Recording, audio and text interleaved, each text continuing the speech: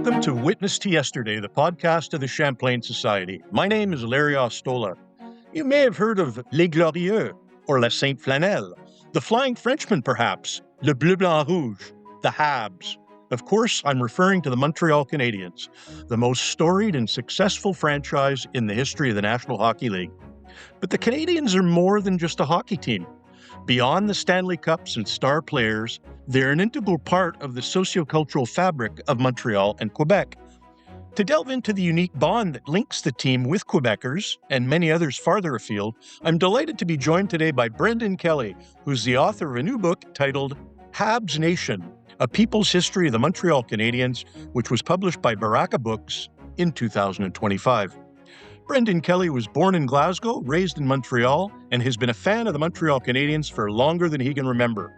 A longtime journalist, he was one of the founders of the alternative weekly Montreal Mirror, and then went on to the Montreal Daily News and CBC Radio, where he was a contributor for over 30 years. He currently writes for the Montreal Gazette. His column, What the Puck, is a controversial contrarian hot take on the Canadiens that elicits much hate and even more love. He also contributes frequently to various Radio-Canada cultural shows. Brendan, many thanks for joining me today. Well, thanks so much for the invitation, Larry. Super happy to be here.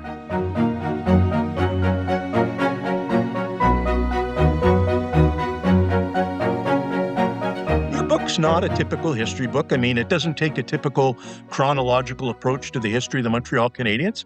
So how did the project come about, and what was the thinking behind it? Well, it's kind of an unusual genesis, Larry. It actually started as a TV series, a documentary TV series. I pitched producer Michel Trudeau and Fabienne Larouche here in Montreal, and they're big players in Quebec TV, and that got greenlit. And in fact, the series has been produced. It's called Le CH et son peuple. It hasn't come out yet. It's supposed to be coming out shortly, I believe, on a Québécois network. And then I decided to do a book in French. And so it started as a French book called Le CH et son peuple, which came out in 2024. Then we did an English adaptation, which is Habs Nation, A People's History of the Montreal Canadiens. And really the starting point was I've spent most of my career as a cultural journalist rather than a sports journalist. I've been writing this What the Puck column for 10 years in the Gazette. And I really look at the Canadien as a cultural entity. So the book is, I always say, it's not about hockey.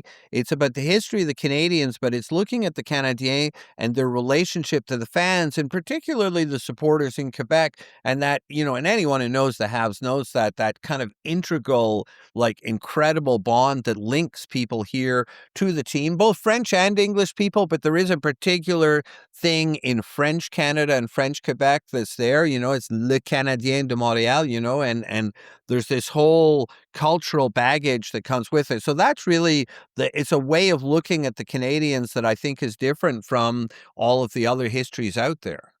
In what you just said, you made reference to cultural baggage, and I'd like to dig away at that a little bit. In your preface, you make the point that the Montreal Canadiens should be considered a cultural institution rather than just another sports team. Why a cultural institution? Well, I think that, the whole history of the team, I mean, it was set up in 1909. I mean, I love this story. I mean, it's the delicious irony that it was an Ontario businessman, Ambrose O'Brien, and he just saw a business opportunity, as so often happens. And he thought, okay, there's teams for English people. There was the Wanderers hockey team in Montreal, and there was the Shamrocks, actually, amazingly enough, for the Irish community. And he said, geez, how about doing a team for French Montrealers? And he came up with the idea of the Canadiens. So from day one, there was this aspect of the team, like in Toronto, like in Southern Ontario, like the Toronto Maple Leafs are incredibly important. But I mean, honestly, whether you love them or hate them, they're just a hockey team. But there is something more to the Canadiens than just hockey. And it really is. I mean, I always say, if you're going to think of what symbolizes Quebec, what is the representative of Quebec more than anything else, you got to say it's the Montreal Canadiens. I mean, it's what else could it be? It's not going to be the government. People don't like the government. Sometimes people say Hydro-Quebec. I mean, it's a bloody electricity company. I mean, there's this element to the Canadiens that goes beyond hockey. There's no question about it. And anyone who's a fan, and especially anyone in Quebec and Montreal who's a fan, they already know that. Yeah, you raise a point that I was curious about as I was reading the book, and we all know, those of us who have an interest in the team and its history, that Maurice Rocket Richard is absolutely central to the story of the Canadiens. And I'm just curious to know if it's your sense that the passionate identification of the fans, and particularly Francophones, with the team really began with him and with incidents like the famous Richard Riot? Or was there that type of passion from the get-go, even back to the days of earlier legends like Howie Morenz and Newsy Lalonde? Has it always been there, or did it emerge at a certain point in time? Well, I think it was always there, as I was saying. I mean, the team was set up to be a team for French Canadians. And in fact, I don't think most people realize that in the early days, you had to be French to play for the team. And that was the whole idea. But they quickly became a problem because there weren't enough players for them to get. And the controversy about how French the team is goes back to the 1910s and the 1920s. But I think, there's no question, when you mentioned the Rocket Richard riot in March 17th, 1955, St. Patrick's Day, and that was a riot.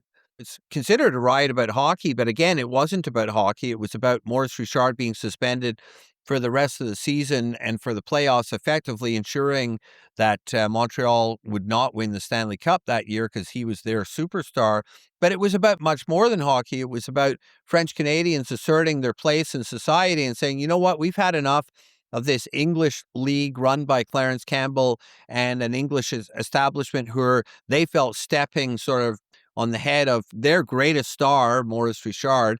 And, most people looking back, and that's how it happens. It's not, history, you don't know what it is necessarily when it's happening, but it's when you look back at it. Mhm. And historians and journalists decided, you know what, that was actually the moment in March 17th, 1955, that led to what we call here in Quebec, La Révolution Tranquille, or in English, the Quiet Revolution, where, French Canadians said, okay, we're throwing off the yoke, as it were. We're going to take our place in business. We're going to take our place in politics. We're going to take our place in society. And I think that is when things change for the Montreal Canadiens. And it's that period. And this is one of the things that came out of the book, is to look at that period. It starts in 1955, and I would say goes to 1995, when they fire general manager Serge Savard at the beginning of the 95-96 season. And so in that period, which is a 40-year period, that's when the team is at its most French Canadian. And if you think back to, for many of us of our age, when we were growing up, it was the Flying Frenchmen, right? We grew up with, and they were the greatest teams. So there was this, they played a role in society. They were partly what the book's about is they were reflecting society, but they were also changing society. The riot changed Quebec society, but they were also reflecting what was going on. And the incredible thing was, of course, there were great English Canadian players, there always were, but the iconic heroes of those teams for 40 years was Rocket Richard, as we mentioned, his little brother Henri Richard, the Pocket Rocket. Rocket, rocket. Jean Beliveau in the 60s, Guy Lafleur in the 70s, and the 70s is an embarrassment of riches of French-Canadian players. Serge Savard, Jacques Lemaire, Guy Lapointe. Lapointe. And then you go into the 80s with Stéphane Richer. Cole Caulfield scored 50 goals this year. First guy to do that for the Canadiens since Stéphane Richer in 1990. And of course, Patrick Roy, the goalie who backstopped the team to the last two Stanley Cups. So there was this incredible kind of nationalism tied into the Canadien. It was Le Canadien, Le Saint Flanel, that whole idea that the Canadien is a religion. So it was tied in with, one of the points I talk about in the book is how generally we consider the greatest team of all time to be those late 70s Montreal Canadiens teams. And, at the same time that they were so great and so French, though there were great English players like Bob Gainey and Larry Robinson, but at the same time, the society was just, there was an effervescence in Quebec at the time, bands like Harmonium and Beau Dommage, writers like Michel Tremblay, and the rise of nationalism, the rise of the Parti Québécois, which came into power in 1976. And that all was intertwined. The Canadiens were part of that. They were influencing it. They were reflecting it. They were a big part of something that was going on in French Quebec. Well, that, in fact, your answer is a perfect segue to the next question I wanted to ask, because I wanted to ask about a very specific moment in time that you highlight in the book, because you've pointed out that the relationship between Quebec nationalism and the Canadians is a theme that you dealt with constantly in the book. But the moment that I was referring to was November the 15th, 1976, the date on which the Parti Québécois government came to power in Quebec. And you described that moment in the book, and I wonder if you could tell us about it now. But I wonder if I could get your take on how the Canadians have been able to navigate this nationalist current, particularly in a place like the dressing room, without politics finally subsuming sport. Well, you know what? It's funny because that moment, November 15th, 1976, and I was a kid in Quebec, living in Lachine, kind of in the western part of the city, in a pretty English neighborhood where I was. And that was an electroshock for Canada and for English Quebecers. And they were playing a hockey game that night at the Forum. And I first ran into this concept in what I consider the greatest book ever written about hockey, which is The Game by Ken Dryden. And he described it, and what he said is that you got these people, and there's so many season ticket holders and French and English, and, even within Francophones, Federalists and Separatists. And all of a sudden, when those results were being flashed on the Jumbotron, on the big screen, half the people were cheering and the other half were sitting down in a state of shock. And suddenly you realize, geez, this guy that I've been sitting beside for 20 years, turns out he's a separatist or he's a federalist. And I talked to Bob Gainey, who's, one of the great players from that era, who later went on to become the captain of the team and a general manager after that. And he said it was a really weird night at the Forum. He said, because you have to understand, he said, back then they weren't barraging you with music and ads. It was just a hockey game. And he said it was the only time that he could remember when the people were not paying attention to the hockey game. They were because they were putting the results as they happened on the scoreboard. And he also talked about what it was like in the dressing room in those days, because, really kind of half the team was Francophone, and you would have people like Mario Tremblay, from Lac Saint Jean, who was is very much a nationalist, as far as I know. He was back then for sure. And then guys like Bob Gainey, who's from Peterborough, and is obviously like, he's kind of like, what the heck's going on here, right? And he told me they would have discussions, and Serge Savard told me the same thing. Serge Savard is a federalist, by the way. I mean, he's a nationalist in terms of hockey, but a federalist politically and a Conservative Party supporter back in the day. And they would have arguments, and I'm sure they were heated enough arguments, but you know what? There was a bond that tied these guys together that was bigger than politics, which was they were on a team together. But, it's always been a tightrope for the Montreal Canadiens to walk. Nationalism's always been there, and it will always be there, and it's there right now, and it doesn't matter what the government is. Like right now, the Montreal Canadiens, the owner is Jeff Molson, who's a Montreal Anglophone, but perfectly bilingual, very aware of the French fact. And he has a team that they're very aware that they believe the coach has to be bilingual, has to be able to speak French. Even the general manager has to speak French, and they're aware of that. But at the same time, they're not nationalists. They're part of Canada, and the team is, everything at the Bell Centre goes on in French and in English. And I spoke to Paul Saint-Pierre Plamondon, who's the head of the Parti Québécois and might well be the next premier of Quebec, for all we know, depending on what happens in the election this fall. But he thinks everything should be in French at the Bell Centre. He has an argument. It's French is the official language of Quebec, but the Montreal Canadiens have to keep that balance, right? Their fans are English and French. Their fans are federalists and nationalists. And so in a way, they can't take sides. But what they do, and what they've always done, is they're very much aware that they're part of the French Canadian culture, and they're very aware of that. Major fly in the ointment. The Quebec Nordiques arrive on the scene in 1979, and they dramatically changed the hockey dynamic in Quebec.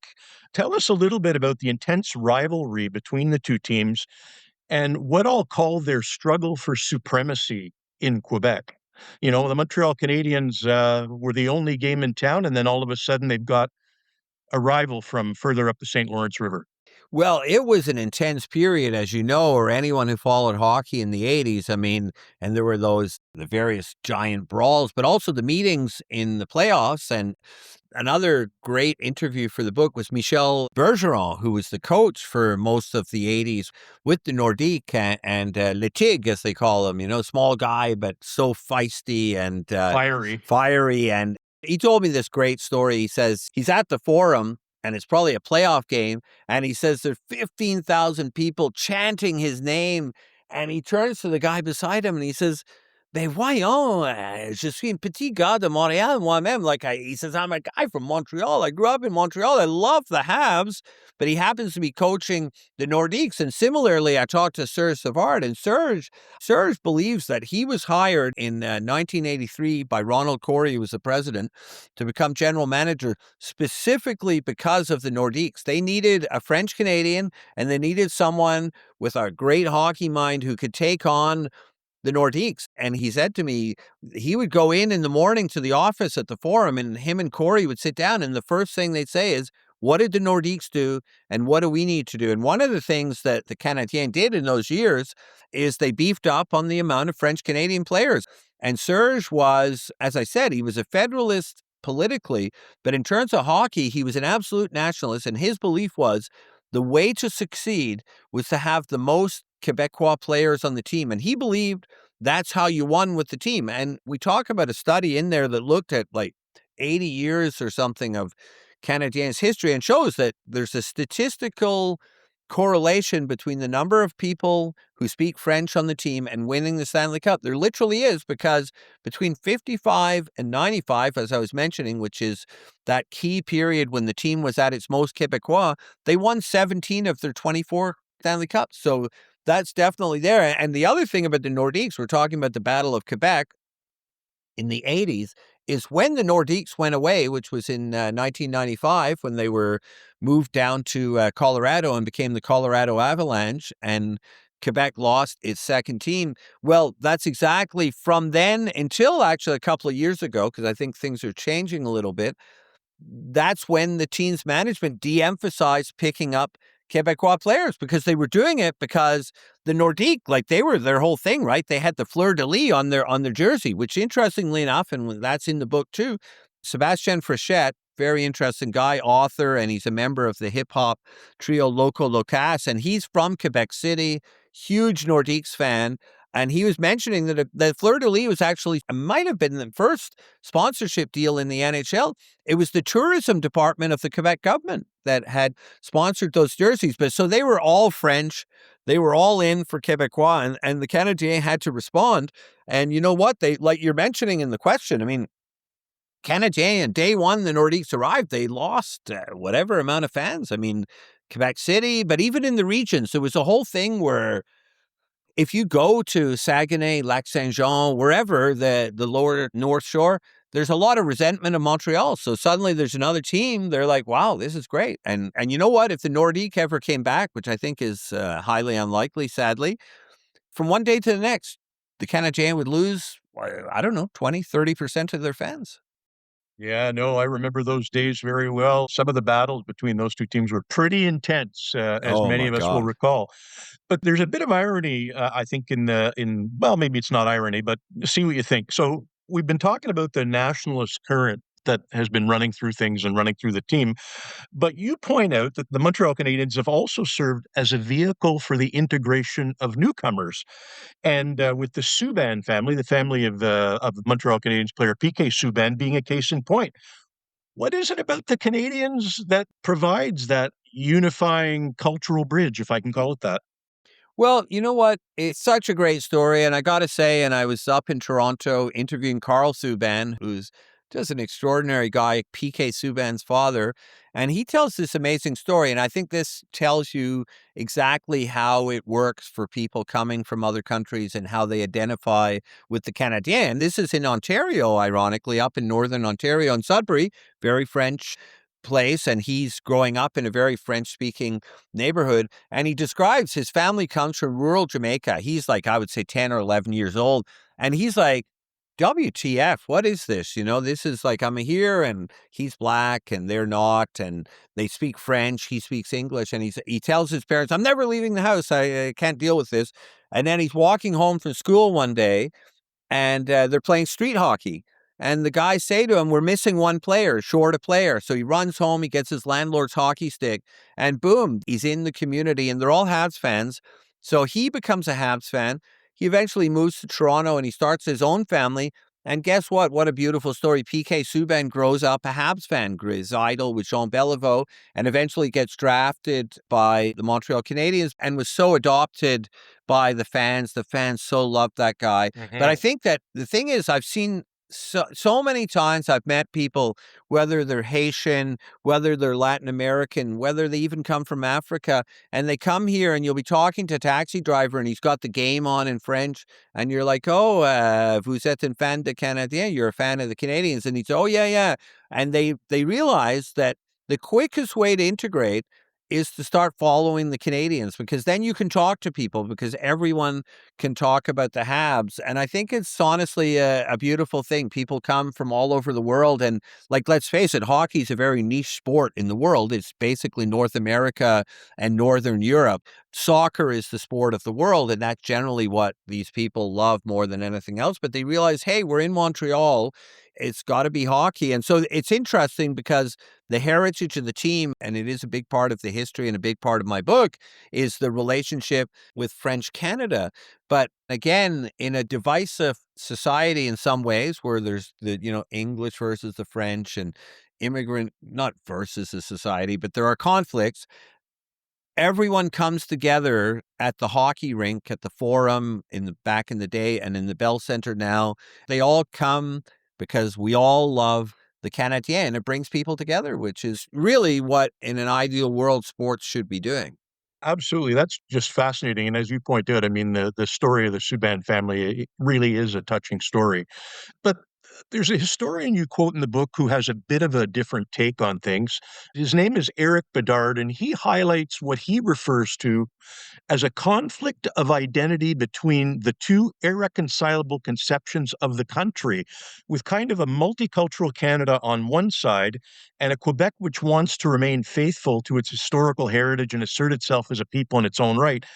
So, how does that play out in terms of the Montreal Canadiens? Is it as simple as that nationalist tension that you referred to earlier? What does it mean in terms of the Montreal Canadiens? Well, no, I think this is actually the kind of, and as I say, the thesis of the book is that Montreal Canadiens are a reflection of the society and they influence the society. And so the modern Montreal Canadiens are reflecting what the debate is in Quebec society today, because from 75 to 95, it was about separation. It was about a nationalist project to take Quebec out of Canada. That failed, might come back. I mean, of course, we've got a potential Parti Québécois government that wants to have another referendum, so we'll see. But it disappeared off the map after 95. And in recent years, the big thing, or one of the biggest trends in Quebec politics, has been identity politics. Who are we? Is Quebec white, French Canadian, old stock, or is it this multicultural reality? And, I always remember I was on a radio show years ago with Bernard Landry, and the former premier, and he was telling me how scary multiculturalism is. And so I think, broadly speaking, I mean, broad strokes, there's a large amount of support for multiculturalism in the rest of Canada. There are a lot of Quebec nationalists who are afraid of it. The fear is, and I get it, that French Canadians will just be another ethnic group. There'll be Greek Canadians, there'll be Latin American Canadians, Indian Canadians, and then French Canadians. And they feel, oh, well, there's the two founding peoples, which is true as well.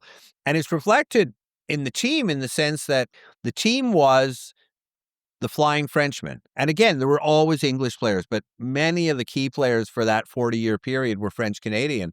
And that's not the case anymore. And Eric Bedard, who contributed some great material to the book, the historian, he tells the story of going to the Bell Center, and they're playing the song All Around the World, Daft Punk, and they do a video montage, and it shows all the players like Juraj Slafkovský from Slovakia and Cole Caulfield from the United States. And it's true that hockey itself has become very globalized, right? It used to just be Canadians, and now it's not. And there's people from everywhere. And if you think, it is a different Montreal Canadiens now. The captain is Nick Suzuki, so he's from London, Ontario, English Canadian of Asian descent. And, Cole Caulfield's an American, Juraj Slafkovský, Slovakian, Lane Hudson, American. So, with Demidov, it's Russian. So they come from all over. And what's interesting is, the fans don't really mind, though I'm sure they would be happy to have local players starring in this story of the Habs. That would make it better. I mean, there's a great line Serge Savard always says, has often said, you can win in English, but you can't lose in English. And I think it's so deep, really, because it means, and I know that, if Montreal were to win the Stanley Cup, and they're in the playoffs as we're recording this, people wouldn't care if the captain was Chinese. But if they're in the dumps, and what's funny is from 95 to about 2021, it was 30 years of pretty crappy hockey. I don't care what anyone says. And it was also a much less French Canadian team. But what's interesting about the current management, which is Jeff Gorton and Kent Hughes, is they've been picking up a lot of Québécois players, but they're in the bottom half of the team. And that's another story for another day about how Quebec's just not producing the same caliber of hockey players anymore. But they're conscious that it's important to have players like Alexandre Carrier. Particularly good for them. A poster boy for the team in a way is Mike Matheson, who's an English dude from Pointe Claire, but speaks perfect French and is happy to say in French that he's incredibly proud to play for the Canadiens. But it's true that it's a different team. And I think that's the dilemma with the team, and it's one of the thematics of the book, is that they're still incredibly important, and they are Le Canadien. It's the same flanelle. There are a religion for Quebec people, and there's something French about it. But the players aren't French anymore. The stars are, I just detailed who they were, and none of them are Québécois. And it's that's just the reality of hockey. And it has turned off some people. I mean, I talked to Denis Arcand as well, the filmmaker in the book, and he said, I kind of lost interest in part because of that. But I mean, sports is about winning. If they win the Stanley Cup, no one will be talking about politics. I bet they won't be. But I was originally going to ask you about other sports teams around the world in general, but given the fact that there's a lot of people in Toronto who listen to this podcast, I can't resist asking you a question about the Toronto Maple Leafs. They certainly have a lot of history. They have a passionate fan base. I mean, I think it was this week that I read an article about the famous Bill Barilko goal. Right. And, they have all that going for them. What do you think sets the Montreal Canadiens apart? Well, I think it really is.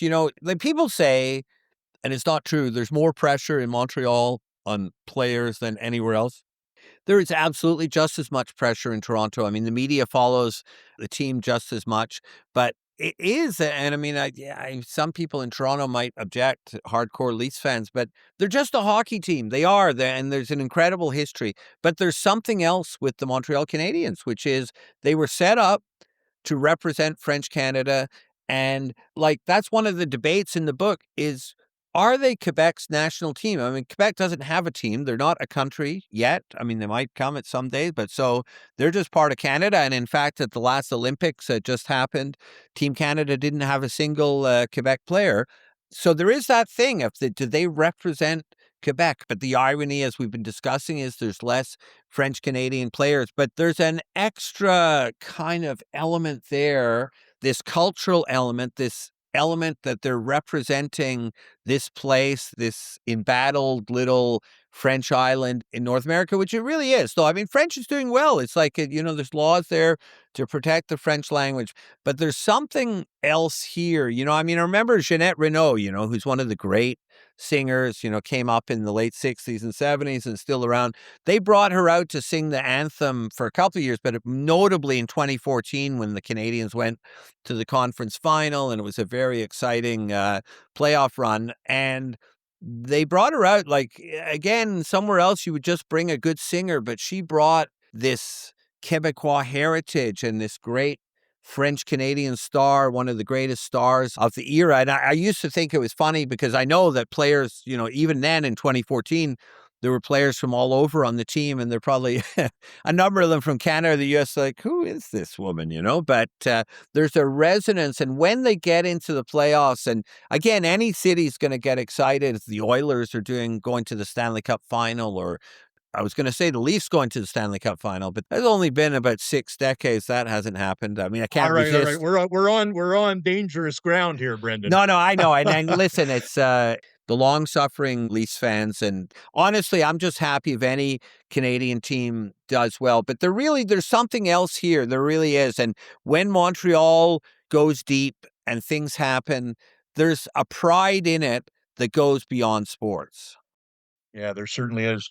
Well, let me start my next question off with a bit of a story. I happened to be walking along a beach in Prince Edward Island with my Montreal Canadiens cap on, and a gentleman who was walking down the beach made a beeline for me right away. And in English, he said to me, "Wow, I love your hat, but I think I can go you one better." And he immediately lifted up the sleeve on his t-shirt to show me a gigantic Habs logo that he had tattooed on his shoulder. And so what Wow. I wanted to ask you was, we've talked about Habs Nation in Quebec, but the team also has a huge following in Canada and internationally, and I don't think it can be all ascribed to transplanted Quebecers. I mean, so is it fair to say that that passion that we've been discussing has spread? And how do you think that's happened?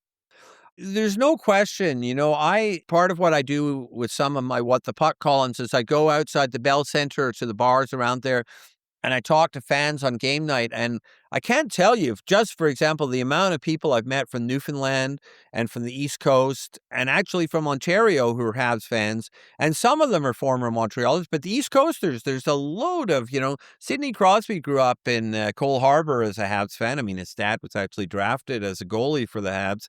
And there's fans all across Canada. I mean, a friend of mine was out when they played in Calgary this year and he put this video on Facebook of just thousands of Habs fans. It's really unbelievable. And at one point they played in Winnipeg, and the Winnipeg coach was complaining about the fact there were so many Habs fans, which I get. It's a bit of a drag. It's almost was like a home game for Montreal. So they are all across the country. I mean, look, I think part of it is for the longest time, until expansion, I guess, is it the late 60s or early 70s when Vancouver comes in, there's only two Canadian teams. There's Montreal Canadiens and there's Toronto Maple Leafs. So the country was kind of split, right? And a lot of it, from what I'm no expert, but what I hear is it depended on which game you got on TV, and so a lot in the East Coast were watching the Canadians. And so I remember being in St. John's in Newfoundland, where my brother lives, visiting, and someone said to me, they said they thought that in Newfoundland, and I've heard this a few times, it's 40% Habs, 40% Leafs, and 20% Boston Bruins, just a kind of East Coast Atlantic thing. But there's no question there's Habs fans everywhere, and they're incredibly passionate. I get letters from these people, and they really care deeply about the Habs. They are, I saw the stat the other night that the jersey that sold the most in the league, I don't know if that's true, but there's no question that even in the U.S., you see Habs fans, like, you see in a Colorado game, the stands are dotted with Habs fans. There's always Habs fans in Los Angeles, where there's a large number of Québécois people live there. But I think that, you know what? I mean, look, I'm a Montrealer. I'm a Montreal Canadiens fan. I'm written this book about them. But I really believe that, you know what, it's funny because you're with this whole Maple Leafs thing in the background. I mean, I got into this argument, and I like sort of taunting people a little on social media. And I'm like, they're Canada's team, and of course people are going crazy. And fans in Toronto are saying, oh, someone told me there's no Habs fans outside Quebec. That's obviously ridiculous. I mean, there are Leafs fans across Canada too. But I really believe that the Montreal Canadiens are the franchise. They're the iconic franchise of hockey. I mean, I don't know how you could make any other argument. I think that there are those teams, in sports. I mean, it's the Boston Red Sox, the New York Yankees, Barcelona in soccer, Real Madrid, Manchester United, and you can think of a few others, I'm sure. But I've been in Glasgow, Scotland, where I come from, and I'm walking down the street 10 years ago, and a guy says, "Oh, you're from Montreal?" And I said, "Yeah." It was pretty late at night. Maybe a few beers had been consumed. And he said, "I hate Michel Therrien," who was the coach of Montreal at the time. And the guy was a hockey fan. Now, there are not a lot of hockey fans in Scotland, obviously. That's a soccer place. But it's like, I think if there's a team they're going to know, it's going to be Montreal. I think that sweater, the CH, it's just they're one of the great teams. Maybe someone else will take them over. And it's partly, Larry, that it's because it's a bigger story. I mean, I talked to Viggo Mortensen, the star of Lord of the Rings, who became, oddly, in a kind of strange story, a huge Habs fan in the 70s. And he said, I eventually got it, that it was us versus them, that there was this history to it. There's this storyline, the Richard Riot, French Canada's sort of minority position and how the team represented it. I mean, when you think of Maurice Richard, who was arguably the greatest hockey player of his time, well, he was also the greatest star out of Quebec probably ever at that time. And they hadn't had Celine Dion, they hadn't had Denis Villeneuve, they hadn't had the Cirque du Soleil. And he represented, that's why when he was suspended, it was like, you have insulted the nation. I think that's partly why the strength of this team everywhere is that there's that storyline. It's an incredible history. Brendan, I think that is a perfect note upon which to end our conversation. And I would really like to thank you for joining me today for this episode of Witness to Yesterday and a fascinating conversation related to what I think is the greatest hockey team, the Montreal Canadiens. Absolutely a pleasure to be here and talking about the team that I love. And it was great, Larry. Thanks again, man. My guest today was Brendan Kelly. His book, Habs Nation, A People's History of the Montreal Canadiens, was published by Baraka Books in 2025. You've been listening to Witness to Yesterday. To learn more about the Champlain Society, please visit our website at champlainsociety.ca. The best way you can support this podcast is by becoming a subscribing member of the Society. If you like what you've heard, let your friends know by forwarding this podcast through the social media of your choice. You can also send us an email at info@champlainsociety.ca. This podcast is made possible by the members of the Champlain Society who work hard to bring to life original documents in Canadian history. We would also like to thank a number of Canadian scholarly book publishers, including the University of Toronto Press, UBC Press, and McGill Queen's University Press, for their financial support. My name is Larry Ostola. This interview was recorded on April 23rd, 2026. It was produced by Kevin Ball and supported by the University of Toronto Press Journal team, who also support the Champlain Society.